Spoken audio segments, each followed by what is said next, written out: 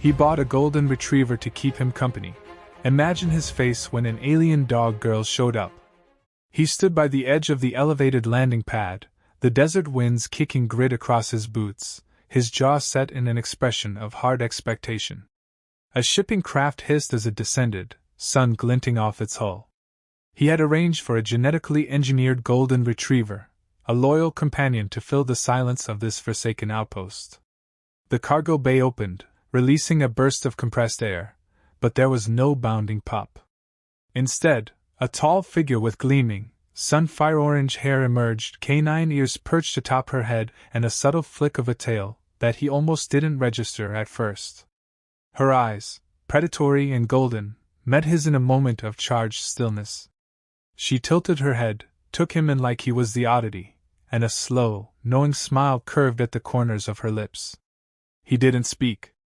He felt a short, unexpected jolt of tension crawl up his spine, as if his entire body recognized a threat he had never before encountered.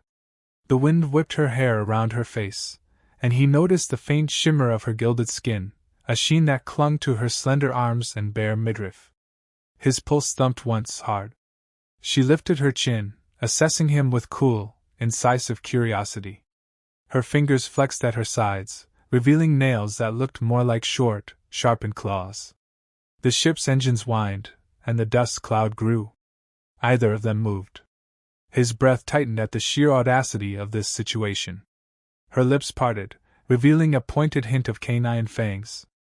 "You were expecting a pet? That's cute." She let the words hang in the air, bold and mocking. For a heartbeat he said nothing, letting that verbal strike settle. He refused to be rattled, though a muscle in his jaw twitched. Even the timbre of her voice felt invasive, vibrating at a frequency that made the back of his neck prickle. Eventually he rolled his shoulders back with a casual indifference that belied the tension humming through him. "What the hell are you?" he asked, his tone low and even. The wind carried his words toward her, but she simply stepped closer, the faintest wag to her ears, though there was nothing playful in her posture. It was more like a predator's curiosity. He wanted to shift his stance, tighten his guard, but forced himself to remain planted, ignoring the subtle demand of his instincts to treat this as a standoff. She swept her gaze around the barren expanse of the compound, taking in the high concrete walls, the flickering defense turrets, and the lonely structure that served as his living quarters. A faint sneer curled her upper lip, and he wondered, fleetingly, if she could smell his wariness. "The one who landed here," she replied, voice all arrogance and hidden threat. "The question is, what are you going to do about it?" He eyed the cargo crate that had landed beside the ship. It bore the company logo that was supposed to deliver a docile companion. Someone had double-crossed him, or sent him the strangest gift imaginable. Resentment coiled in his gut, but he forced it into cold calculation.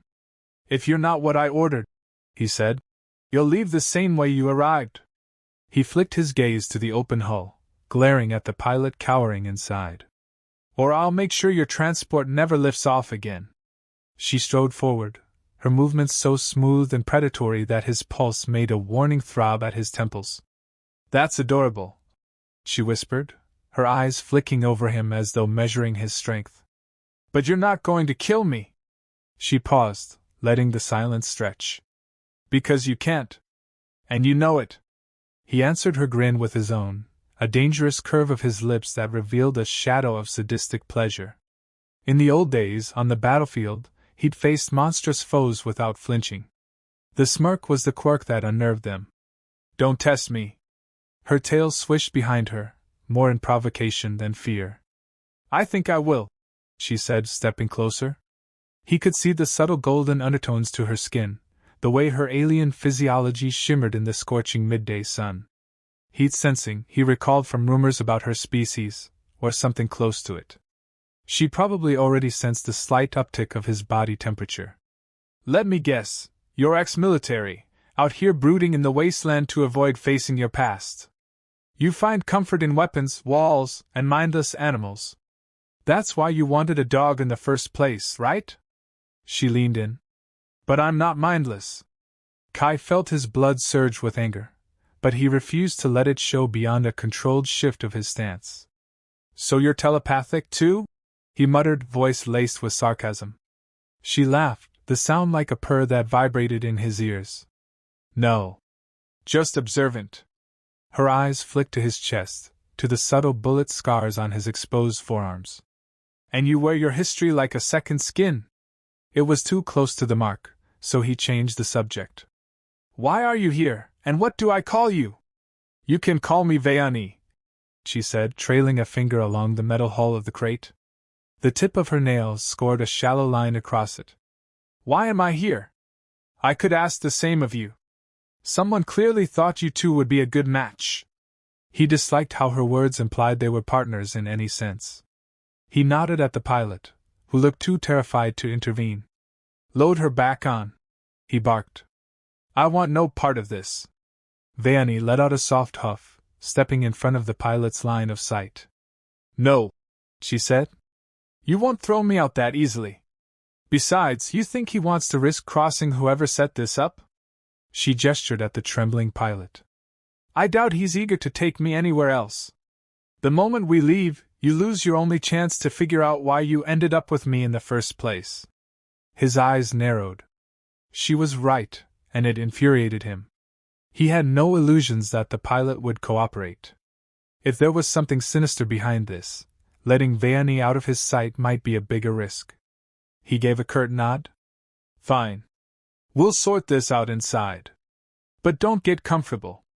Her grin widened, revealing sharp canines. I don't need comfort, she murmured, stepping into his personal space like she owned it. He could feel the warm wash of her breath, see the pulse at her throat. Without warning, she turned and stalked away, tail flicking in a self-assured motion. Lead the way, soldier. He exchanged a glare with the rattled pilot, then motioned for the man to leave the crate. The pilot scurried to bring it inside, evidently relieved to be rid of them both. As the ship rose into the sky, kicking up another wall of dust, Kai felt an uneasy shift in the air. He was stuck with her, at least until he discovered who had arranged this fiasco, and why. He followed her toward the main doors of his compound, every step a reminder that he was far from in control. They entered the stark interior, all metal corridors and flickering lights. Veani paused at a hallway intersection, her ears lifting slightly, as if she could hear something beyond his range. He recognized the gesture, the skill of a creature always on alert. This place is bigger than I expected, she said, her voice echoing against the steel.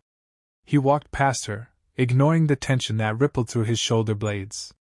There's a kennel room down the west wing, he muttered.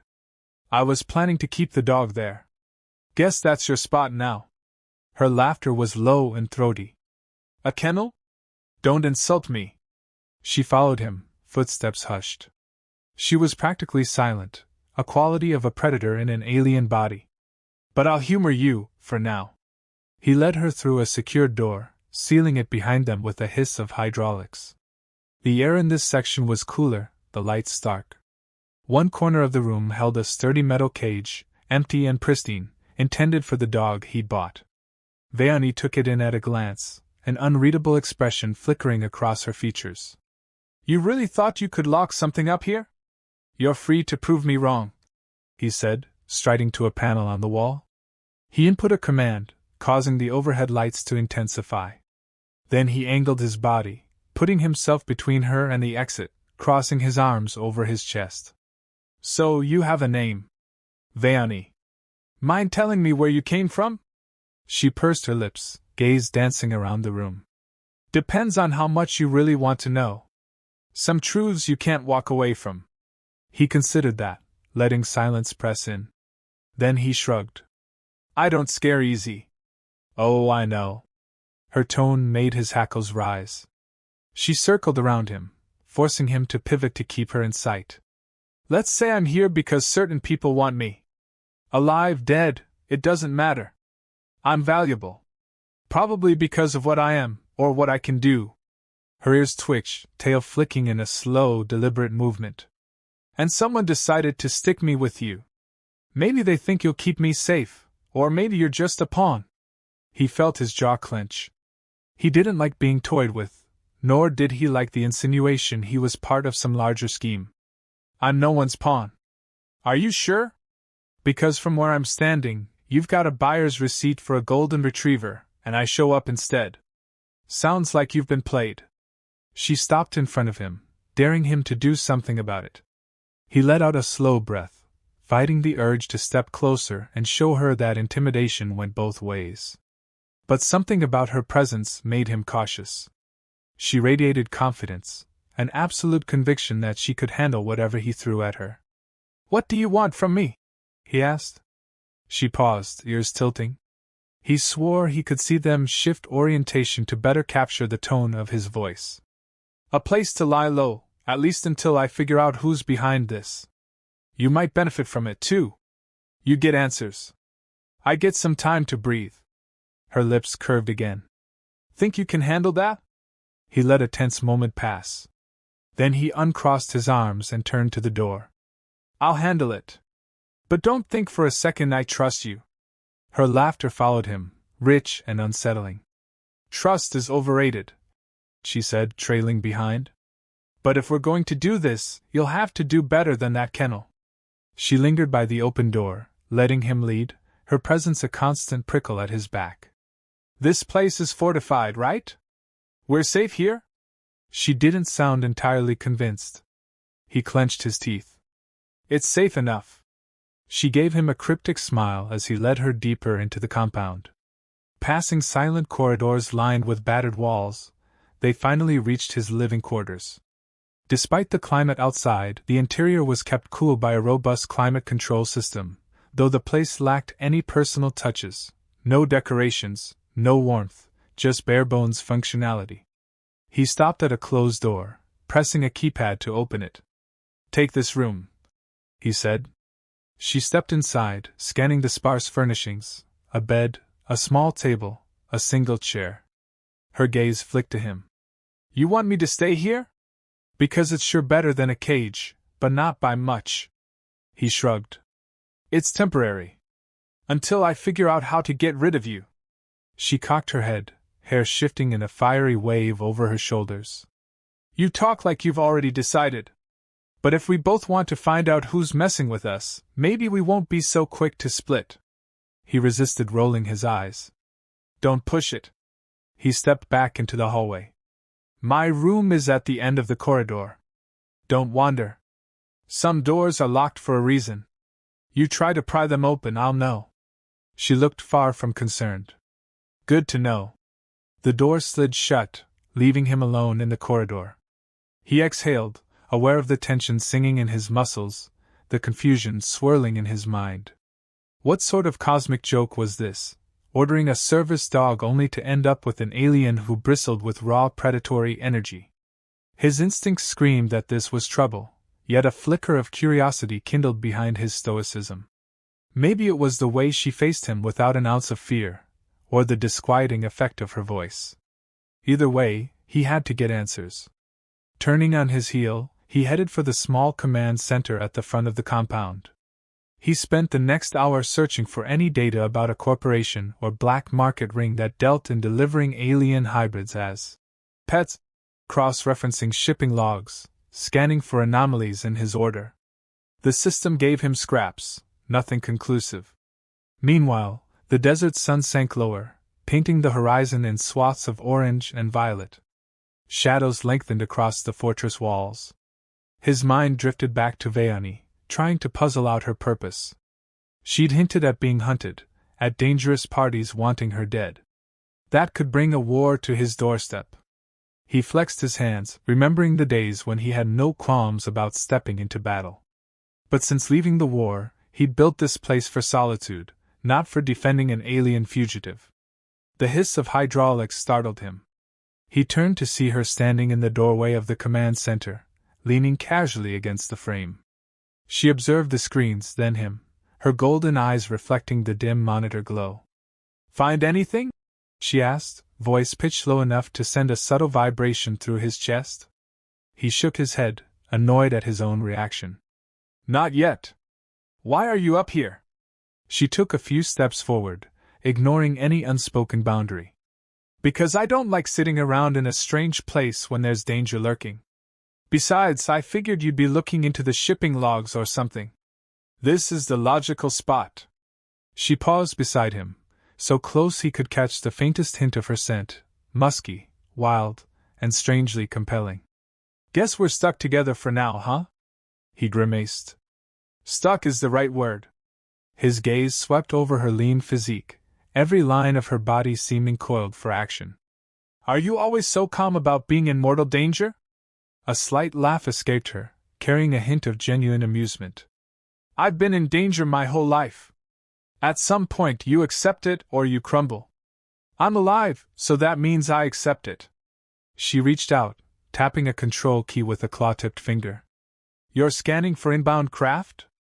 He inclined his head. Nobody's shown up yet. They will, she said flatly. Maybe not today, maybe not tomorrow, but they'll come. She tapped her temple. I've got a price on my head. And I'm guessing your little fortress out here isn't off the grid enough to stop them from finding me. His jaw tightened. You realize that means if they come for you, they come for me, too.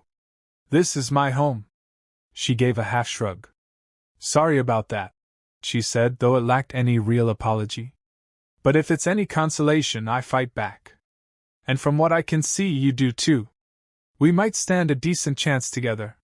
He studied the faint reflection of them both in the monitor, his broad-shouldered frame dwarfed by the imposing silhouette of the room, her lithe form leaning in with that predator's confidence. It was impossible not to sense the tension, the way the very air seemed to vibrate between them. He forced himself to focus on the data scrolling across the screen. We'll see. Her ears flicked, picking up changes in his voice or maybe his pulse. He refused to dwell on how her physiology might lay him bare. Instead, he clung to a calm facade, ignoring the slow burn of adrenaline that her nearness triggered. You don't approve, do you? She asked softly. The fact that we're forced into this partnership. That you're responsible for me. He shot her a sidelong glare. You're not my responsibility. A smirk tugged at her lips. Careful, you almost sounded worried. She turned, resting her hands on the console, hips angled in a way that seemed to test him. Don't fret, soldier. I can handle myself. I'm no golden retriever, but I'll earn my keep if you let me stay. He flicked his gaze away, biting back a retort. Instead, he typed another query into the system, checking for flagged communications that might hint at incoming threats. Another empty result. I'll decide soon enough, he said. Don't get too comfortable. I won't. She paused a moment, as though weighing something. Then she stepped back, giving him space. He almost sighed with relief, though he hated that he felt it. I'll be in that room if you need me, she said. Her voice lingered behind like a ghostly echo even after she slipped back into the corridor. He watched her leave, her ears swaying slightly in the dim light, the tale that was so foreign to him and yet strangely mesmerizing. He forced himself to refocus, finishing the scans. Darkness claimed the outside world, the base lighting switched to night mode, and the compound's walls radiated a sense of isolation. No visitors, no transmissions. For the moment, they were alone. He locked down the system and walked back to his own quarters, checking the hall to confirm she'd actually gone to hers. The corridor was silent. Good. He didn't need her prowling the place, stirring up feelings he had long since buried. Feelings of distrust, fear, or something more primal he refused to identify. A sigh escaped him as he slid open his door, stepping into the dark. He flicked on a low lamp. The bed stood in the middle, a metal nightstand beside it, a single chair by the far wall. Everything was as it had been for years, sterile, lifeless, comforting in its monotony. He pulled off his boots and set his weapons aside, methodically checking each. Military training had seared itself into his muscles. Routines were his anchor. As he settled onto the bed, his mind kept drifting back to the fiery figure a few doors away. That low, taunting voice. Those golden, animal eyes. He commanded himself to sleep, ignoring the tick of curiosity crawling through his chest. Tomorrow, he would get answers. Tomorrow, he might force her to talk. Or maybe tomorrow, someone would show up to claim her. Either way, he'd be ready. Yet as the hours dragged on, he found it disturbingly difficult to push aside the memory of her scent. Morning came with the clang of a distant alarm, a standard perimeter check that required manual override. He jerked awake, half expecting to find her standing in the doorway, but he was alone. He grabbed his sidearm and set out into the corridor, toggling the override from a control panel. Silence fell again, and he proceeded to the makeshift kitchen, a tiny alcove with minimal supplies. He brewed a bitter coffee, the acrid smell filling the cramped space. The sip burned his tongue, but it jolted him awake. A quiet step made him glance over his shoulder. Vaeni leaned against the wall, wearing the same form-fitting attire as before, her arms crossed. She watched him with that perpetual gleam in her eyes. "So you do normal human things, like drink coffee?" she teased. He snorted, fighting the urge to roll his eyes. "Surprised? Not really. But let's just say I expected you to be some sort of machine." She lifted her chin, sniffing the air. "It smells pungent." "It's strong," he answered. "Keeps me sharp." He poured a second cup, eyeing her with mild suspicion. "Do you even drink coffee?" She shrugged, stepping closer, letting the tension between them crackle. "I've tried it once, in a marketplace. It was weaker, sweeter. I didn't care for it much." He extended the mug to her anyway, curious if she'd take it. She glanced down at the dark liquid, then met his gaze. A moment of silent challenge flickered. She accepted the cup and lifted it to her lips, inhaling cautiously before taking a small sip. Immediately she grimaced, ears twitching in protest. "Ugh, it's like tar," she said, shuddering. He almost smirked. "You asked for strong?" Then he took a gulp of his own, forcing it down without reaction. "Now you know what I'm used to." She set the mug aside, clearly uninterested in a second attempt. "So what's the plan today, soldier? You gonna tie me up and interrogate me?" A mocking lilt curled around her words. He stared at her. "I'll question you, but I don't think tying you up would work. You'd probably bite." She flashed her fangs in a grin. "You catch on quick." Her gaze roamed over the lines of his face, searching for something in his controlled expression. "I suppose you want to know who's after me, or what I did to attract so much trouble." He nodded once. "Start talking." She drummed her nails on the countertop, as if choosing her words carefully. "I belong to a race called the Zehir, at least, that's what humans call us. We have certain biological advantages. Heightened senses, the voice thing you've noticed, a few other surprises I won't reveal just yet. Our territory is scattered, but powerful corporations have decided we're worth capturing. Some want to breed us, others want to harness our abilities for warfare or espionage." His grip on the coffee mug tightened. "Slavery. Exploitation." She shrugged as though it was an inevitability. "Yes. And I escaped. I've been running for a while." Her ears flicked, her expression turning momentarily bitter. "Every so often they find me. Then I have to kill them or run again. Now someone managed to slip me into your possession, likely hoping you'd do the dirty work for them, or keep me contained until they could collect me. But you're not quite the mindless grunt they hoped, are you?" He grunted. "I've done my fair share of dirty work. But not this. So they might come here to claim you?" "It's possible," she answered. "They might send mercenaries, or an entire squad, depending on how desperate they are. Either way, I can't go back, and I refuse to be caged." She let her voice drop lower, the resonance vibrating in his chest. "So if you were thinking of turning me in for some quick money, don't." He glared at her, annoyance flaring at the implication. "I'm not a bounty hunter."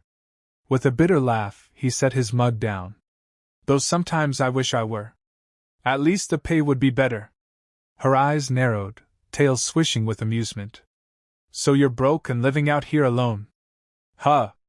Even more interesting. Don't make me regret letting you talk," he warned. "This arrangement is temporary. Soon as I figure out who's behind it, you're leaving." She leaned forward inches from his face, her gaze daring him to step back. Good luck with that, she murmured, her breath brushing his skin. You'll be begging me to stay once trouble arrives. He refused to give ground, meeting her stare with frosty defiance. A swirl of tension lanced through the air, heavy with the unspoken possibility of violence or something else. His fists clenched at his sides. We'll see. She let the moment stretch, then pivoted away, heading for the corridor. Well, soldier, how about we see if your fortress is as secure as you think? I'd like to check your perimeter. Know my exits, just in case. He drained the last of his coffee, ignoring the bitter aftertaste. Fine. But you follow my rules. Don't touch anything without asking. And don't try to slip away. He tossed the empty mug in the sink, leading the way down the hall. She stayed just behind him, close enough that he could feel the warmth of her presence on his back. He tried not to let it unnerve him, though every fiber of his being was on alert. Outside, the sun's early rays glinted off the high walls and the scattered drones that patrolled the perimeter. The desert stretched endless and harsh in every direction. Sand dunes rolled across the horizon, and the distant shimmer of heat distortions made everything hazy. He pointed at the tall watchtower in the northwest corner. We'll start there, he said. She followed, occasionally stopping to peer at the thick steel plating or the cables that snaked across the ground, controlling some hidden defense system. He let her observe, aware of her curiosity but unwilling to reveal every detail. You set this up alone? She asked at one point, a note of grudging respect in her voice. With some help, he muttered. Friends who owed me. Others who died along the way. He kept it brief, not wanting to delve into the ghosts of his past. Actions, not introspection. That was the code he lived by. He could feel her trying to pry, but she held back her questions. They climbed the ladder to the watchtower platform, stepping onto the metal grate that overlooked the compound. She leaned against the railing, scanning the horizon. Her ears pricked at the hum of a patrolling drone overhead, and she narrowed her eyes as though appraising its flight pattern. You've got decent coverage, she said. But if a strike team came by air, I'm not sure it would hold them off. He shrugged. They'd regret trying.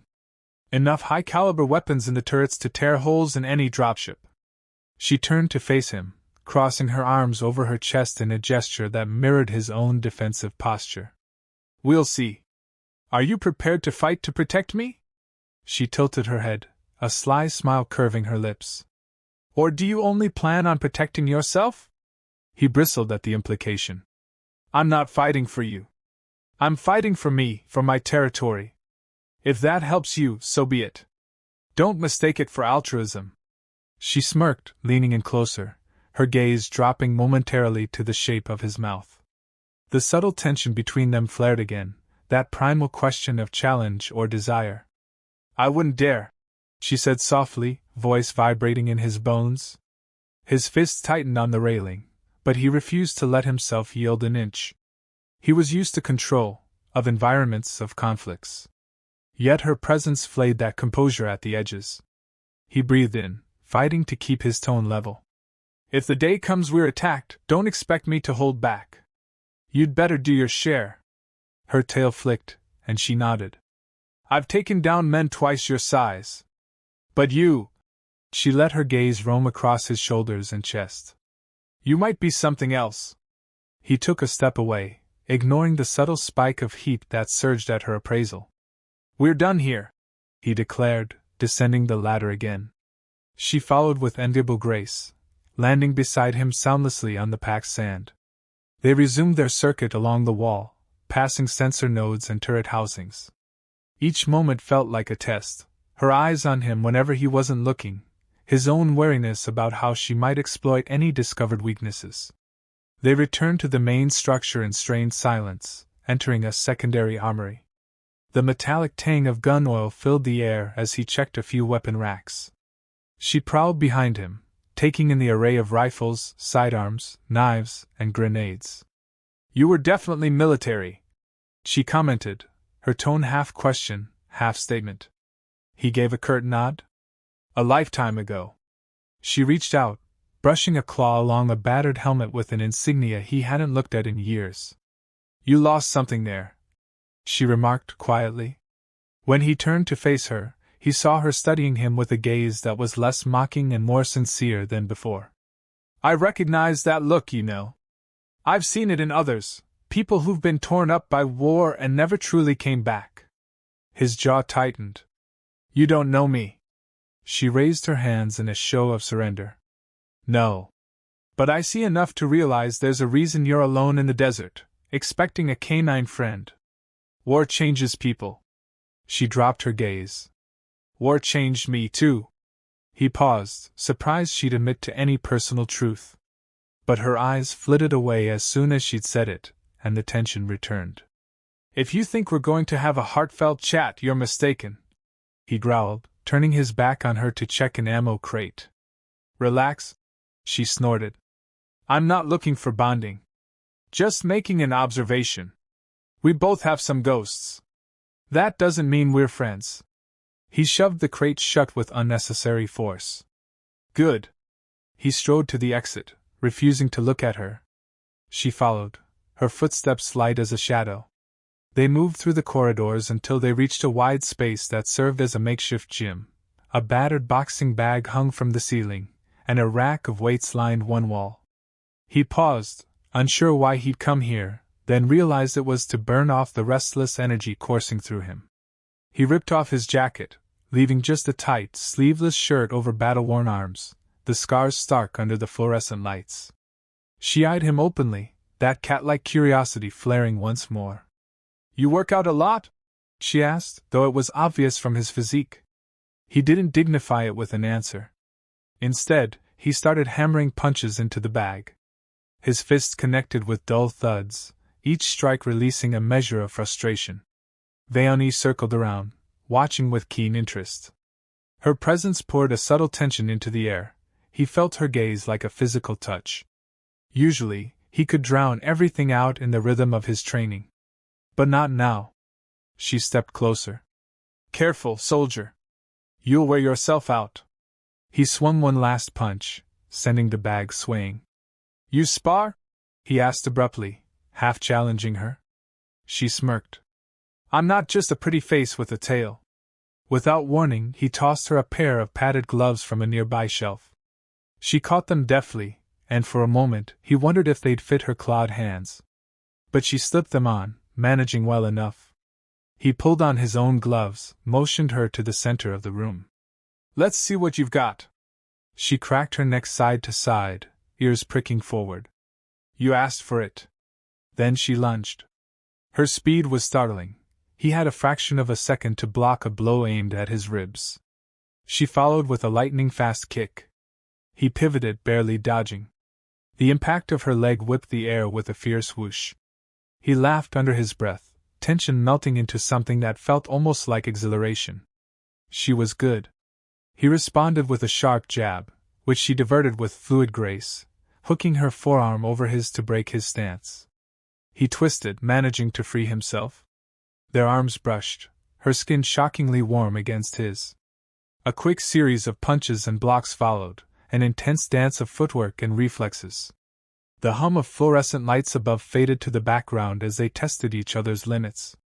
Finally, he landed a glancing blow on her shoulder.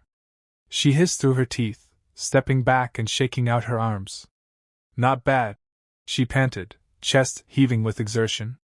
Her tail flicked in agitation, or maybe adrenaline. You've got real training. He wiped sweat from his brow. You move like you've been fighting your whole life. His own pulse hammered. He hadn't felt this alive in years, the raw challenge scorching away every heavy memory. She lunged again, feigning high but kicking low. He caught her leg, but she twisted midair, forcing him off balance. They tumbled together, hitting the padded floor.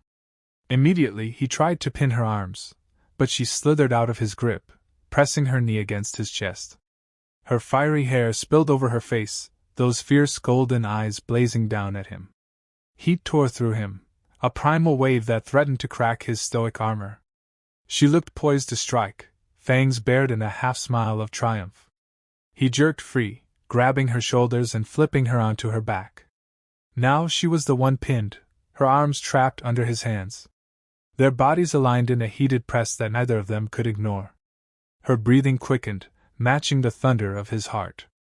He realized how close their faces were, the electricity in the air sizzling with each shared breath. For a moment, neither of them moved, caught in that razor's edge between combat and something else. Her eyes flickered down to his lips, then back up, a silent dare. His breath rasped in his throat. He knew he should shove away, maintain control.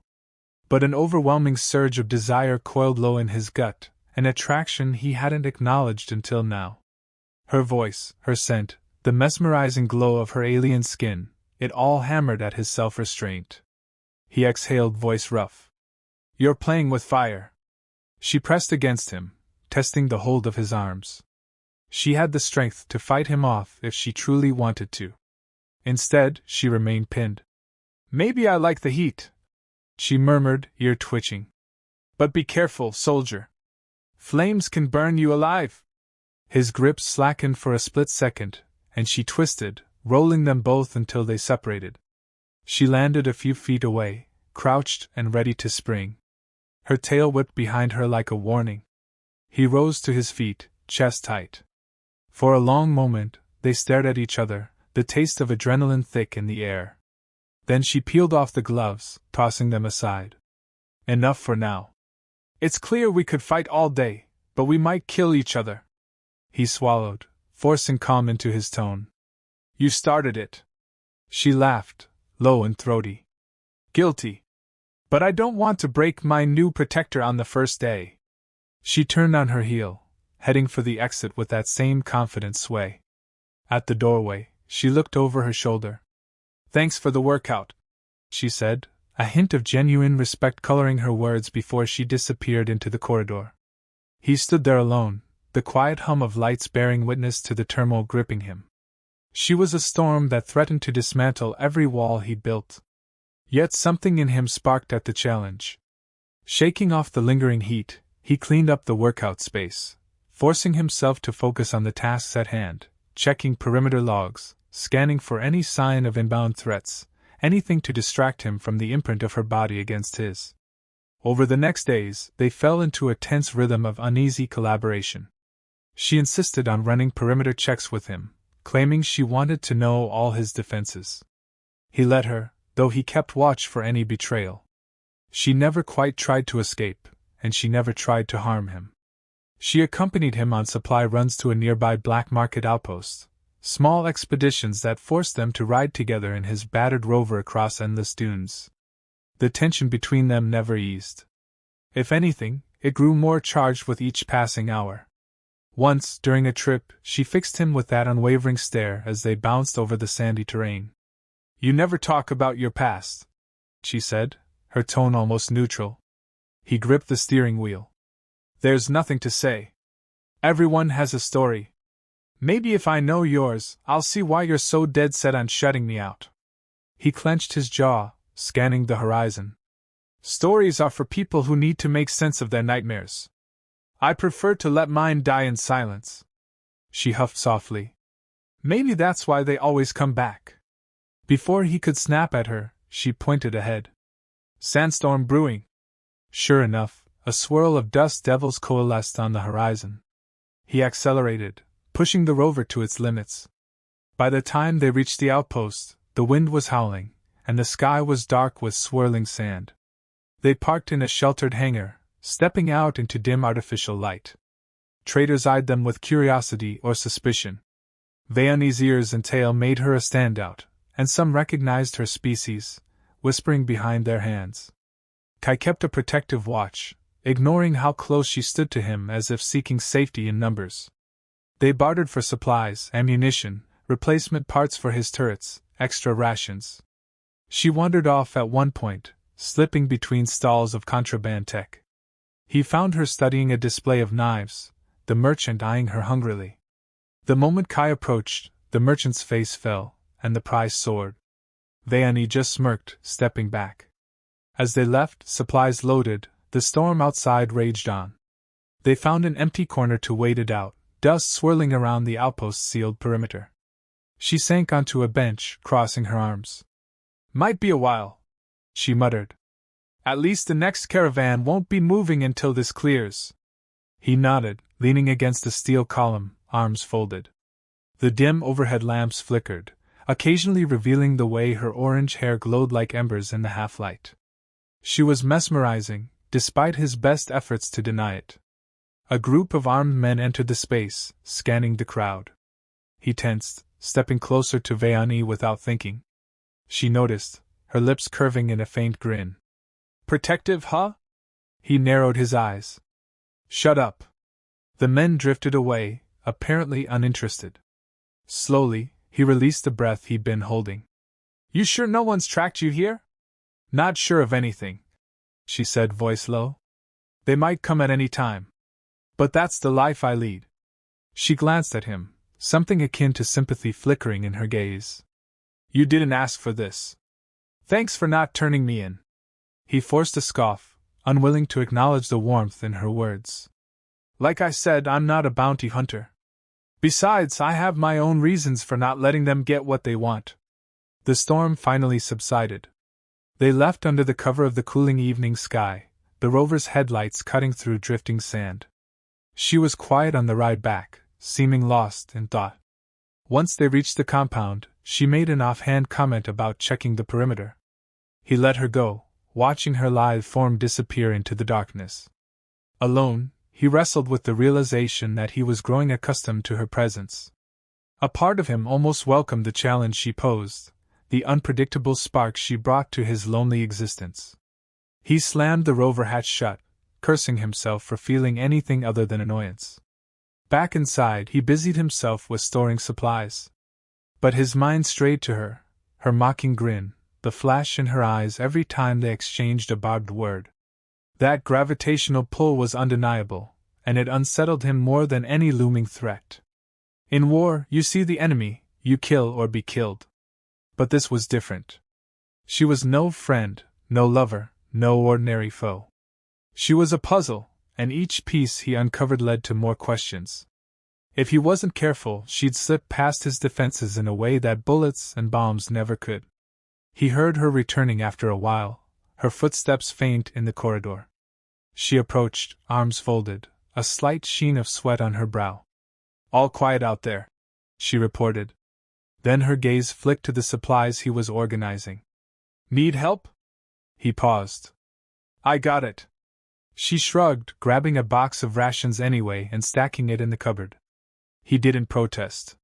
They worked in silence for a few minutes, the hush broken only by the rustle of packaging and clank of cans. Eventually she spoke. It must be lonely out here, day after day. He shot her a wary glance. You'd know something about being alone, wouldn't you? Running from whoever wants your head? Her ears flattened briefly. Yeah, I guess so. She said nothing else, finishing with the supplies and stepping back. A subtle tension hung in the air, as though both of them sensed an unspoken conversation hovering between them. But neither was willing to break the barrier. With a final nod, she turned away and headed for her room. In the quiet that followed, he stared at the now full supply shelves. He remembered how a golden retriever was supposed to fill this silence, greet him at the door, wag its tail, and offer uncomplicated loyalty. Instead, he got an alien woman with lethal skills and a mouth that never stopped challenging him. The irony would be amusing if it didn't come tangled with danger and confusion. He switched off the lights, returning to the emptiness of his quarters, a swirl of conflicting thoughts chasing him late into the night. The next day began with an unexpected ripple of tension. A distance sensor triggered an alarm just after dawn. He and Veani met at the command center in a rush, scanning the screens. A small craft was approaching from the east, heading straight for the compound. Told you it was only a matter of time, she said, voice taut with readiness. He gritted his teeth. Let's see who it is before we shoot them down. He adjusted the external cameras, zooming in on the incoming craft. It bore no official markings, and its flight path was too direct for comfort. He primed the turrets, eyes narrowed. If they get any closer without identifying themselves, they're done. Veani hovered behind him, her breath tickling his ear. Could be them. Could be. His heart hammered. This was the first real threat since she arrived. part of him felt a grim satisfaction that it might finally force answers. The craft slowed and began circling, scanning his defenses. Suddenly, a hail came through the comm system. He answered with clipped efficiency, demanding identification. The voice on the other end gave a name that meant nothing to him. They claimed to be merchants seeking to trade. She shook her head. Lies. He nodded. Likely. He shut off the comm, glaring at the screen. I'm giving them one chance to back off. She rolled her shoulders, a restless energy coiling in her posture. If they land, I'm taking them out. He almost warned her not to kill without reason, but the second volley of scans from the craft told him these visitors came armed. He recognized the signature of heavy weapons. They're packing, he muttered. They're looking for something, or someone. She flashed a feral grin. Let's give them a welcome, then. He triggered the turrets, sending a warning shot across the craft's bow. It veered away, engines whining. Another hail came through, this time with threats. They demanded the alien female, referencing the Zehir property. She shot him a look that said, I told you so. He didn't hesitate. He keyed the turrets to full engagement. Laser fire lanced the sky, striking the craft's shields. The next minute was chaos, a fierce aerial skirmish as the craft tried to strafe the turrets. They traded blasts across the dusty expanse. Veani watched with a predatory gleam in her eyes. She had no pity for the pilot. They'll land soon, she whispered, voice vibrating with anticipation. He nodded. You want a ground fight, you'll get one. Sure enough, the craft descended behind a sand dune, out of direct turret range. They're coming. She smirked. Shall we greet them outside? He grabbed his rifle and some gear. You come with me. Don't do anything reckless. No promises, she purred. They raced through the corridors to the compound's exterior gate. The sun blazed overhead. Beyond the walls, he could make out figures disembarking from the vessel. They wore armor, carrying rifles that gleamed in the sunlight. He counted 4, maybe 5. We can handle that, he muttered. Agreed, she said, her tail flicking eagerly. I'll take the left flank. He almost insisted they stick together, but realized she might be more effective if they split their approach. Fine. I'll go right. They slipped through an access hatch, using the dunes as cover. The swirling desert wind provided a natural screen. Through the dust, he saw the mercenaries forming a line, scanning with portable sensors. Veani crept forward, eerily silent, until she was within striking range. He circled around, rifle at the ready. The moment one merc spotted a flash of her hair, they shouted a warning. Gunfire erupted, bullets whizzing overhead. Kai dove behind a sand ridge, returning fire in short, controlled bursts. One merc dropped, a shot right between the visor. Veani lunged at another, disarming him with a fluid twist and snapping his neck in a blink. Her ferocity was breathtaking, primal.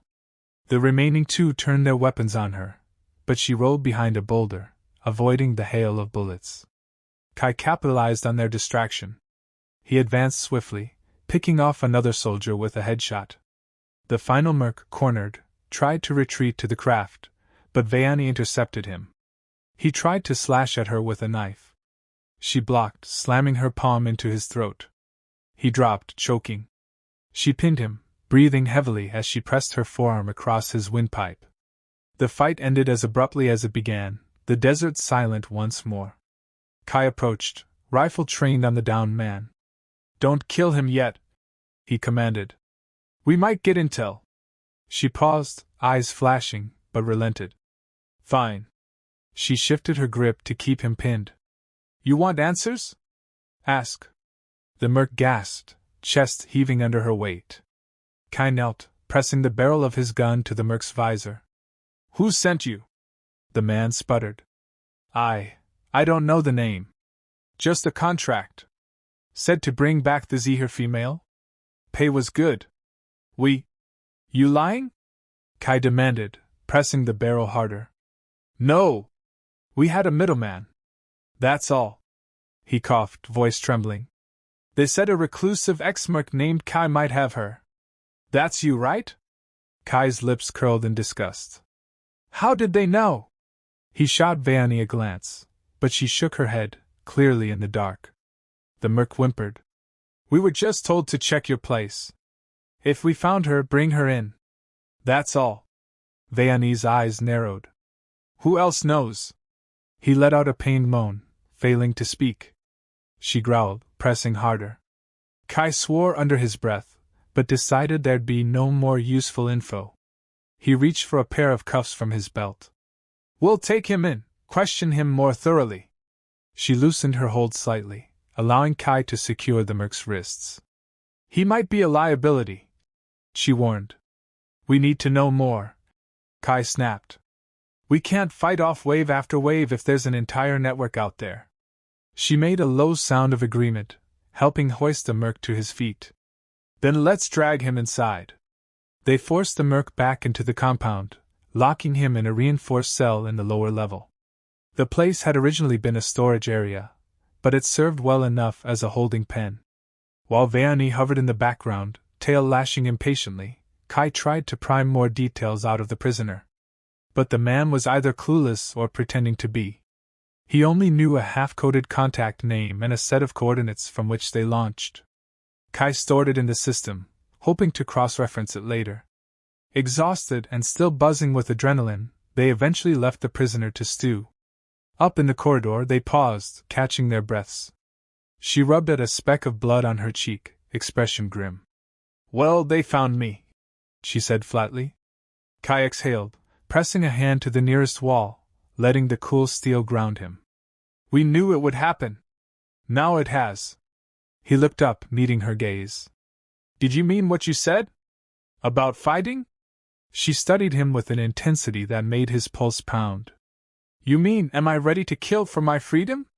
Always. And I'll fight for you too if it keeps both of us out of their hands. Their eyes locked, a moment of shared purpose forging a fragile bond. He nodded slowly, acknowledging that they were allies at least for now. I need to run these coordinates. See if we can figure out who hired these mercs. Her stance relaxed slightly, the tension in her shoulders easing. Then let's do it. She gestured for him to lead, following close behind as they made their way to the command center. Every step echoed with the aftermath of violence, but also with a deeper connection that neither of them wanted to name. The compound felt different now, less empty, more alive with the promise of conflict and the undercurrent of something far more personal. He keyed in the data while she loomed behind, arms crossed, occasionally barking suggestions. Their synergy, oddly enough, came naturally amidst crisis. They recognized in each other a kind of ruthless determination.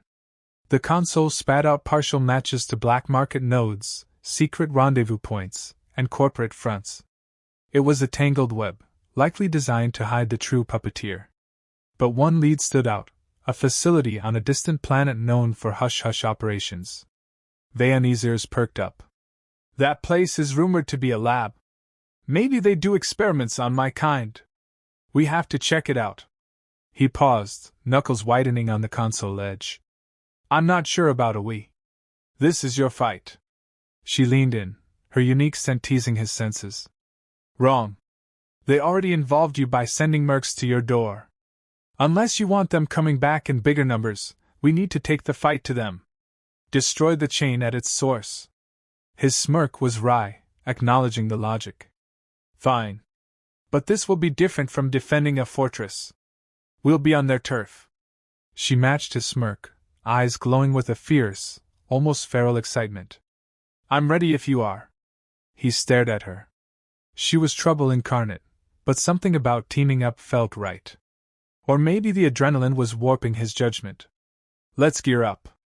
We leave at first light. She nodded, but didn't move right away. Instead, she studied him, a strange softness creeping into her eyes. You handle yourself well, she said quietly, as though it were hard for her to admit.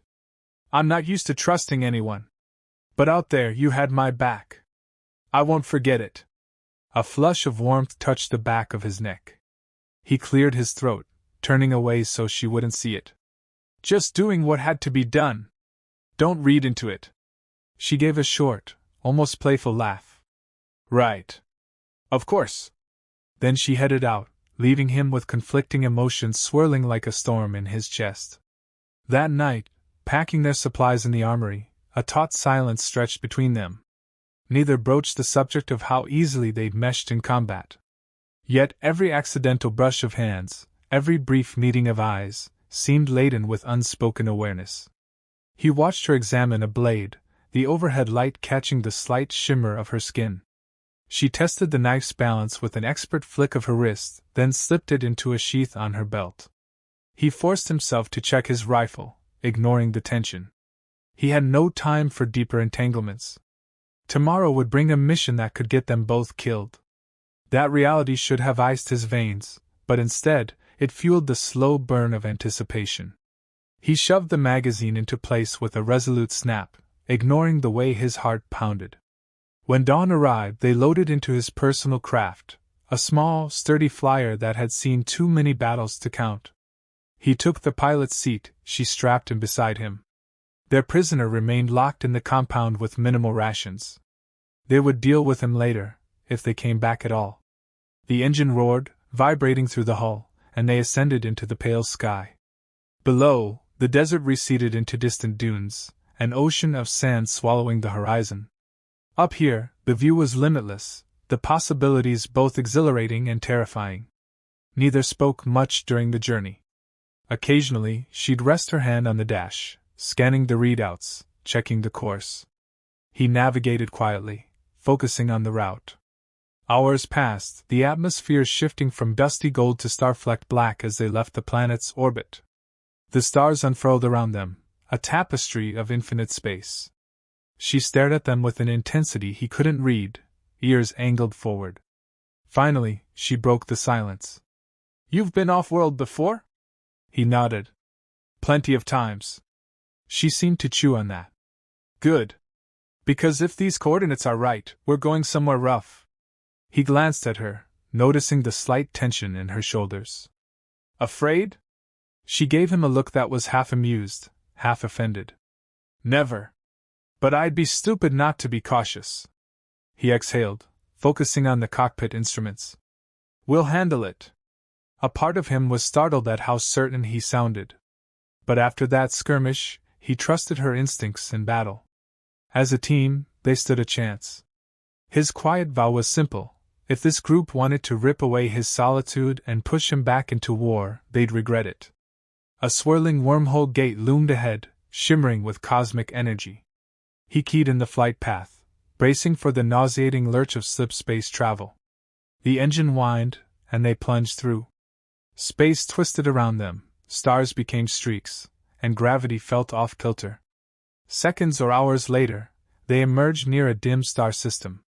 The NAV display beeped, confirming they were near the facility's coordinates on an unremarkable gray planet. A single large structure jutted from the surface, ringed by a faint energy shield. "There it is," she breathed, her eyes narrowing. "I can almost feel the wrongness from here." He circled once at a distance, scanning for defenses. The facility had minimal external turrets, no obvious fleet. Odd. They might be relying on secrecy or advanced cloaking. "We'll land out of range and approach on foot," he decided. She concurred, tension rolling off her in waves. Her tail twitched, ears flat against her head. "Let's do it. The sooner we end this, the sooner we're free." He landed in a shallow crater about 2 clicks from the facility. The ramp lowered with a hiss, revealing a barren plain of gray dust and rocky outcrops. They stepped out, armed and ready, heads on a swivel. The planet's atmosphere was breathable but stale, tinged with metallic tang. He locked down the ship, verifying it would cloak once they were clear. Veani scanned the horizon, expression grim. "Lead on." They marched, boots kicking up fine dust. The facility came into view, a squat fortress of dull metal. A faint shimmer of the shield flickered overhead, a dome of pale light. Lights glowed from within, casting ominous shadows on the rock. Kai spotted an opening in the shield's perimeter, likely a maintenance or transport gate. "There," he said. "We'll slip in close, see if we can breach it quietly." She nodded, checking her weapons. Stealth first, then chaos if needed. They approached with measured steps, heartbeats pounding in time. On the edge of the shield, they crouched behind a low ridge. A single guard patrolled, wearing the uniform of some nameless corporate security. Veoni's eyes narrowed, and she slipped forward with uncanny silence, pouncing on the guard. A swift strike to the throat, and he crumpled without a cry. Kai eased the body aside, scanning the area. No alarms yet. He found a panel set into the shield's emitter. "Cover me," he muttered, pulling out a small hacking device. Veoni stood guard, twitching at every faint sound. In seconds the device beeped green, and a gap flickered in the shield. "We're in," he whispered, stepping through. She followed, every muscle taut. Inside, the facility's corridors were dimly lit, antiseptic, the air thick with recycled oxygen. They moved like ghosts, following signs that indicated labs and containment. Occasionally, they passed windows peering into sterile rooms lined with cages or strange apparatus. Veoni's lips drew back in a silent snarl at the sight of one cage holding an alien creature with vacant eyes.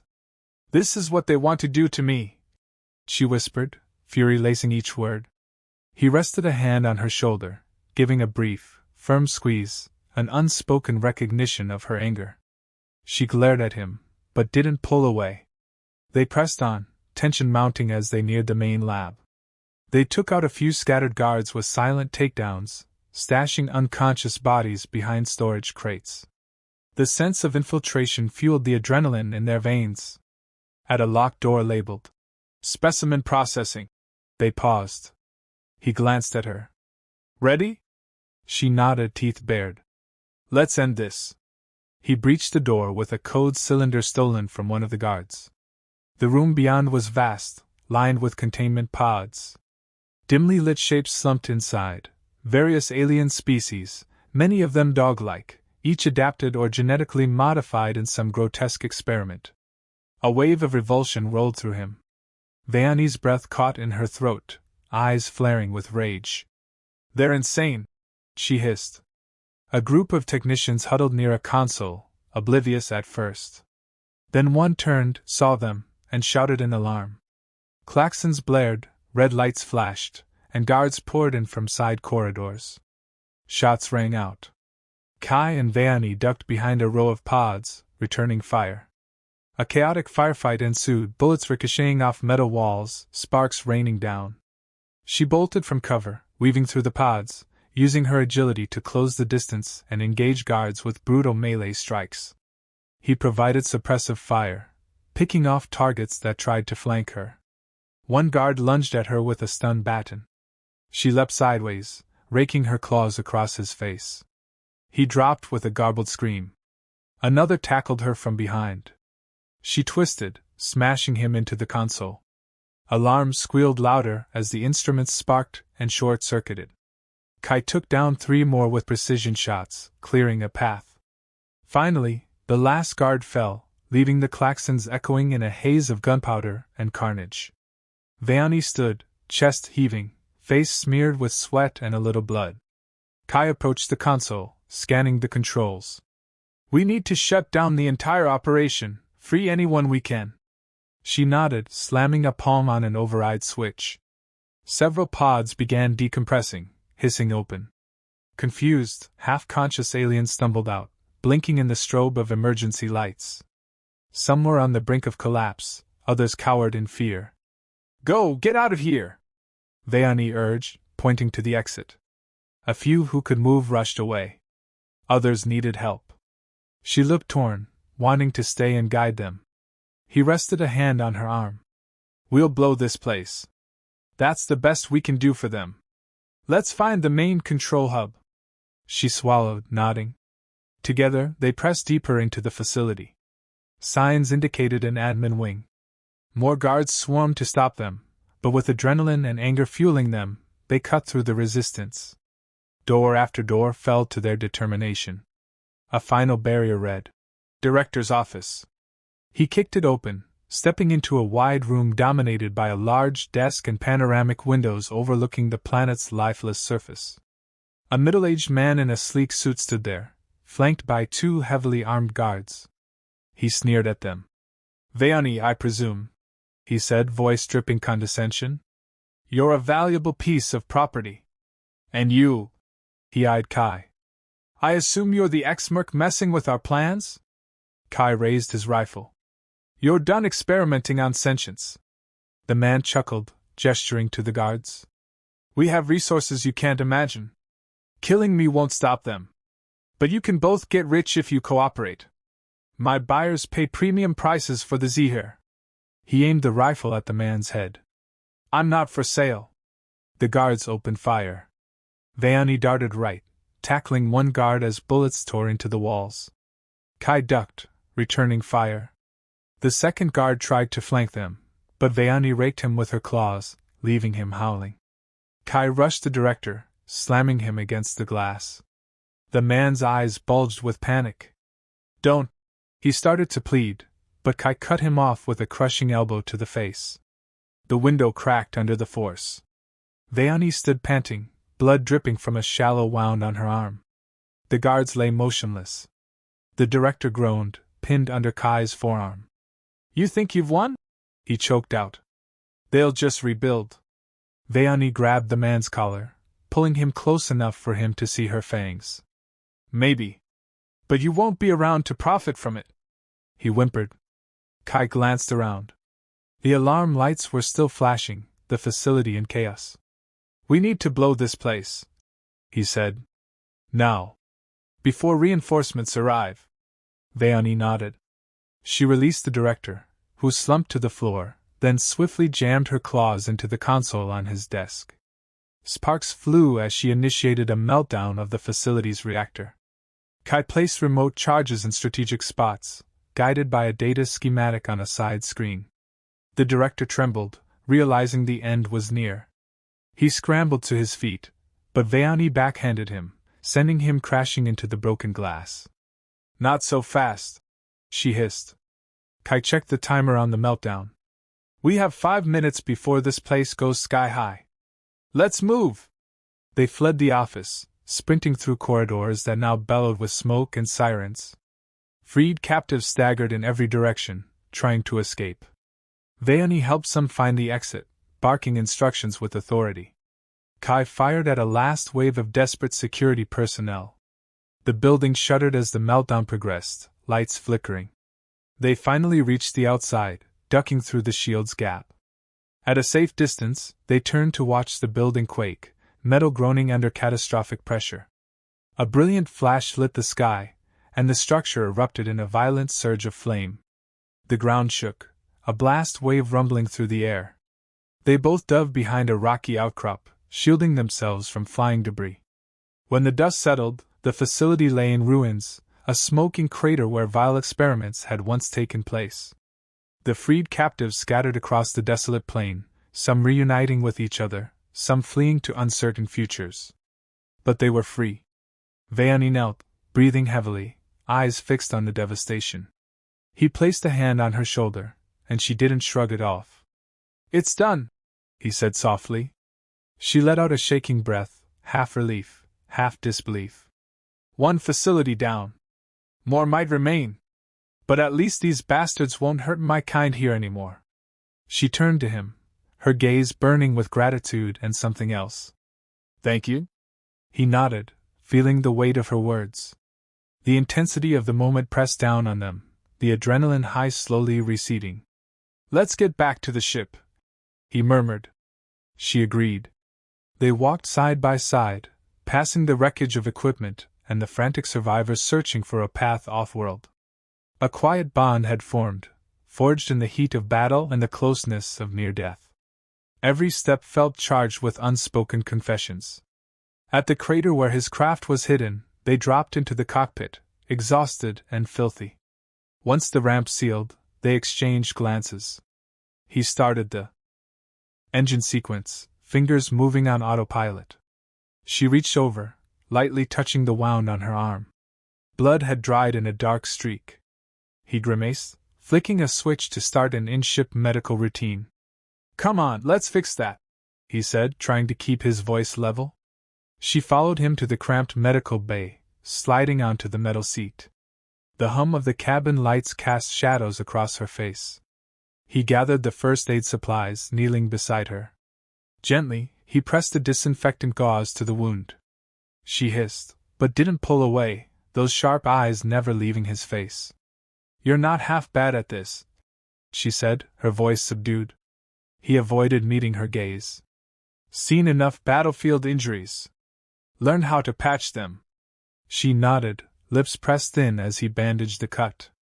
"You could have left me behind. Or turned me over to them before it got this far." He paused, locking eyes with her despite himself. "I'm not that kind of man." She studied him, her expression softening. "I know." She lifted a hand, brushing his hair back from his brow in a tentative gesture. The unexpected intimacy made his heart stutter. "You saved me from more than just them," she whispered, voice trembling with an emotion he refused to label. "Maybe you saved me from myself?" He swallowed hard, the warmth of her hand sinking through him. For the first time, he saw the vulnerability behind her feral bravado. The exhaustion, the fear, the longing to belong. Gently, he finished tying the bandage and set the supplies aside.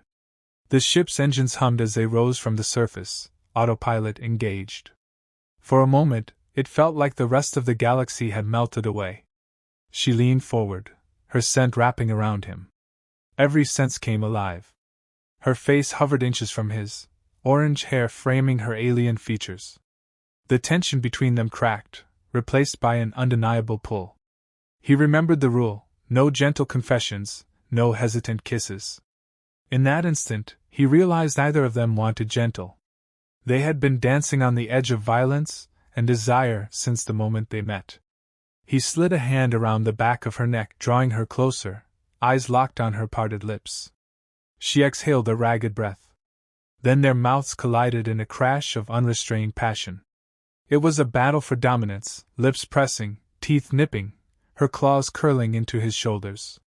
He groaned, lost in the whirlwind of heat, her alien physiology intensifying every sensation. She bit his lower lip, a flash of pain that only heightened his need. They tore at each other with the same ferocity they brought to combat, tongues dueling in a fierce struggle for control. Her tail wrapped around his waist, pulling him closer. He let out a low growl, meeting her aggression with his own. They weren't gentle lovers. They were two wounded souls clashing in the only way they knew. He pressed her against the medical bay's wall, the steel cool against her back. She arched into him, nails raking down his spine. His breath rasped when they finally broke apart, foreheads touching. She panted, eyes half-lidded, glowing with an inner fire. There was no denying what had just happened. It felt inevitable, as though every pointed remark and lingering glance led them here. Her voice trembled with a mixture of triumph and vulnerability. "You soldier, you're full of surprises." He stared at her, chest heaving, unsaid confessions lingering on the tip of his tongue. Instead, he answered with a possessive kiss, though shorter, less brutal. A war still raged in his mind, caution battling with a craving he couldn't deny. She moaned softly, relenting beneath him. Then she regained her usual defiance, pulling back to catch her breath. They sank onto the small bench, side by side, letting silence speak for them. When the autopilot beeped, signaling they'd cleared the planet's orbit, he rose stiffly. She adjusted her disheveled hair, ears twitching. "Guess we should set a course," she said. He nodded, not trusting himself to speak. They returned to the cockpit. He dropped into the pilot's seat, she slid into the co-pilot's. Her presence crackled with an aftershock of intimacy, but they exchanged no apologies or explanations. The lines were blurred, whether they liked it or not. The console blinked, indicating a safe jump back to his home planet was available. He engaged it, the slip space swirling around them once more. They emerged in the familiar star system, approaching the desert world that housed his fortress. As they descended, the tension returned. What happened now that they'd gone this far? She cast him sidelong glances, her tail occasionally brushing his leg. He fought the urge to catch it and pull her closer. But their brand of romance wasn't built on softness. It thrived on the raw edges of survival. They landed in the compound's hangar, stepping out into swirling dust. The sun hung low, painting the walls with crimson light. Immediately, they were greeted by a battered perimeter, courtesy of the earlier mercenary attack. He grimaced at the scorch marks on the walls, bullet holes across the yard. "We'll need to fix that," he muttered. She surveyed the damage. "Yeah," she agreed. "But at least we're still standing." They made their way inside, checking the prisoner's cell. He was still there, trembling with thirst and fear, but alive. She rolled her eyes. "Think he knows anything else?" Kai shook his head. "Doubt it. But we can't just keep him here forever." She folded her arms, expression cold. "I say we finish him. He came to kill me, to drag me back to a life of torture. He deserves no mercy." Kai studied her face. Her harshness was no act, she'd seen too much betrayal. Yet he remembered that moment of vulnerability in her eyes. He hesitated, then stepped inside the cell. The man whimpered, cowering. "If we let you go, will you disappear?" Kai asked quietly, pointing his gun at the man's head. "Yes. Yes, I swear," the merc moaned. Vayani scoffed. "You trust him?" Kai's grip tightened on his gun. He searched the man's eyes, seeing nothing but fear. "If you try to report back to your employers," he warned, "we'll track you down. You get one chance." He glanced at her. She looked ready to argue, but then pressed her lips together in a tight line. "Fine," she snapped. "But if he crosses us, his blood's on your hands." Kai nodded, removing the cuffs. The prisoner scrambled away, tears streaking his dirty face. "Go," Kai growled. "There's a rover in the shed. You have to cross the desert to the nearest outpost. If you try anything, I'll know." The man nodded frantically, bolting for the exit. Once he was gone, Vayani let out a bark of frustration, punching the wall. "You're too soft." He faced her, annoyance sparking. "I've killed enough men in my life. I don't need another on my conscience unless it's necessary." She let out a sharp breath, the tension pulsing between them. Then, without warning, she grabbed his collar and yanked him close, crushing her mouth against his in a kiss that spoke of anger and need. He responded in kind, pinning her to the wall with a hand curled in her hair. Their teeth clacked, breath mingled in a scorching wave. It was a reckless moment, but they'd been teetering on the edge since the fight. She broke off, eyes blazing. "You confuse me," she muttered, voice raw. "And I hate being confused." He pressed his forehead to hers, frustration and desire mixing in his veins. "You're not exactly simple either." A short laugh escaped her. "Is this what we're doing now? Fighting battles in each other?" He shook his head, uncertain how to answer. The lines were so blurred he couldn't think straight. All he knew was that he didn't want her gone, not anymore. She must have sensed it, because her lips curved in a small smile. "Maybe it's okay to be confused," she said quietly, surprising him with that hint of softness. "We've been through enough to earn that right." He swallowed, stepping back. The compound's overhead lights flickered, revealing the scattered bullet casings on the floor, the lingering odor of cordite. "I need to clean this place up," he muttered, avoiding her gaze. "We can talk later." She exhaled, letting the moment slip. "Fine. I'll help, or I'll be in my room if you need me." The next few days were a whirlwind of repairs and fortifications. She pitched in without complaint, securing broken gates, welding plates over bullet holes, recalibrating drone patrols. Their synergy in battle carried over to manual labor, though the tension never dissolved. They exchanged glances that burned with unspoken questions. Each night, they ended up in separate quarters, though the memory of heated kisses haunted them both. The fortress felt less lonely, more alive with conflict and cautious companionship.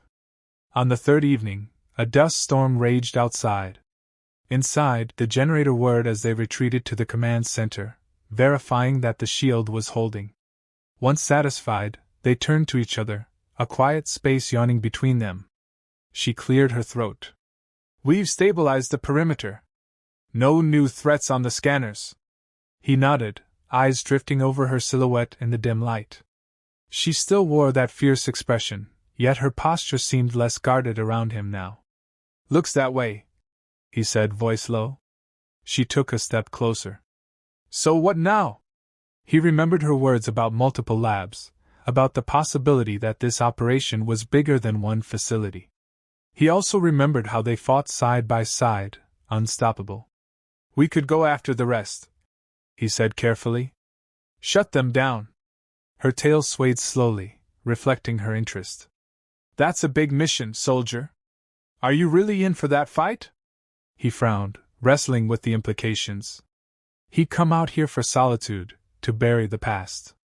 Now he was on the verge of waging war again, with an alien woman at his side. Yet the thought stirred a strange sense of purpose. "I might be," he admitted. "But I need to know where you stand." She paused, gold eyes fierce. "I want to end them, all of them. Save others like me from a fate worse than death. If I can do that with you, so be it." Her voice dropped, resonating against his chest. "But there's something else I want, too." He recognized the look in her eyes, the charged desire that had haunted them both. He stepped forward, letting the tension coil around them. "I won't pretend to understand this," he muttered, brushing the back of his hand against her cheek. She closed her eyes at the contact, leaning in with a small, trembling sigh. "But I want it too," he finished, voice gravelly. That was all the invitation she needed. She grabbed his shirt, pulling him into a searing kiss. This time, their passion was still fierce, but there was an undercurrent of intimacy that hadn't been there before. They pressed against each other, hands roaming, breath ragged. The storm battered the walls outside, howling wind intensifying the sense of seclusion. In here, they only had each other. He guided her to the nearest console, half lifting her onto it. She bit his neck gently, leaving a burning imprint of teeth. A low groan escaped him, and he tangled his fingers in her hair, capturing her mouth again. The swirl of her alien scent filled his head, drowning out every cautionary voice. They broke apart only to gasp for air. She cupped his face, eyes shining. "There's no going back if we do this." He rested his forehead against hers, breathing hard. "We passed that point a long time ago." She nodded, swallowing. Then she hopped down, taking his hand. Without a word, she led him through the corridors to his quarters. The door closed behind them with a soft hiss. The tension outside couldn't touch them here. For a moment, they simply stood, hearts pounding in unison. Slowly, almost reverently, they sank together onto the bed. Where before they clashed, here they explored. Their touches were still hungry, but laced with a cautious tenderness, as if discovering new territory. He traced the lines of her face, the subtle shimmer of her skin, the shape of her ears. She shivered beneath his touch, reciprocating with gentle grazes of her claws down his arms. The storm outside roared, but in the hush of his quarters, everything felt intimate and deeply private. When dawn broke, the dust storm had passed, leaving a hush over the desert. They stirred from the bed, exchanging uncertain glances. She stretched, tail curling around her thigh. He rubbed the sleep from his eyes, aware that the fortress routine awaited them. But something fundamental had changed between them. No words could fully capture it. They dressed in silence, the aftermath of shared vulnerability lingering in every movement. She cleared her throat. "So, about that mission. Are we in this together, or was last night just—" He fixed her with a serious look, all the conflict, desire, and determination swirling behind his gaze. "We're in this together. If there are more labs, more threats, we stop them. And whatever this is between us," he hesitated, unable to articulate what he felt, "we'll figure it out." She nodded, a slow smile curving her lips, one that held a spark of genuine warmth. "Good." They emerged from his quarters to face the day. The compound seemed different in the morning light, a place not just of grim solitude, but of new possibility. The battered walls and faint scorch marks still told tales of violence, but now, those scars felt like part of a shared history, binding them closer. They spent the next few hours scanning for leads on other facilities, cross-referencing the data gleaned from their infiltration. A pattern emerged, similar labs scattered across distant worlds, each hidden behind corporate fronts. He took a breath, stepping back from the console. "This is bigger than I thought," he admitted. She set a hand on his shoulder. "We'll take it one step at a time. Hit them one by one, or find the central hub. Either way, they'll regret taking on a Zehir and a soldier who refuses to die." He snorted softly at her bravado, but found himself smiling. "I guess we've got our work cut out." They drifted through the day, planning their next move, checking supplies. In between tasks, they stole lingering glances, brushes of hands, and quick kisses behind closed doors. Their bond forged in violence had grown into something more complex, something that melded their darkest edges with an unexpected tenderness. Each time she teased him with a quick nip of her fangs, or he retaliated with a bruising kiss, they were reminded that their intimacy was as much a battlefield as any conflict they'd fought. That evening, they gathered in the command center one last time to finalize their next objective. The sun dipped below the horizon, painting the desert in shades of fiery orange. She stood at the window, the hue mirroring her hair. He joined her, crossing his arms. "Tomorrow," he said, "we set out again. No turning back." She nodded, the reflection of the dying light dancing in her golden eyes. "No turning back," she repeated, her voice steady. "But we're not alone, are we?" He glanced at her, a faint smile tugging his lips. "No. Not anymore." Her ear flicked, and a slow grin spread across her face. "Then let them come. We'll face whatever's next together. And if you ever try to lock me in a kennel again..." He laughed softly, the first genuine laugh in longer than he could recall. "Don't worry. I've learned my lesson." She moved closer, pressing her palm to his chest, feeling the steady beat of his heart. In that moment, no more words were needed. The faint swirl of desert wind seeped through the walls, carrying the scent of sand and freedom. They stood there, side by side, two warriors bound by conflict and passion, ready to carve their own destiny in a galaxy that wanted them broken. He slid an arm around her waist, pulling her against him. She let out a contented sigh, resting her head on his shoulder. In the fading twilight, they found a rare stillness, a moment of peace amid the chaos of their lives. Each held scars that ran deep, but together, they were forging something new, something fierce, unstoppable, and undeniably theirs. Tomorrow would bring another fight, another test of their bond, but tonight, they embraced the calm. Their story would not end on a cliffhanger or in half measures. They had chosen to stand in battle, to love on their own terms, forging a future as wild and untamed as the desert stars. They watched as darkness enveloped the horizon, secure in the knowledge that whatever threats waited, they would face them as one. This was no gentle love story, nor was it a simple alliance. It was a raw, primal bond, seeded in blood and nurtured in fire, promising a path of ruthless devotion and unwavering defiance against any who dared stand in their way. A new day would dawn, and they would greet it together, their hearts beating in unison beneath the scorching sun.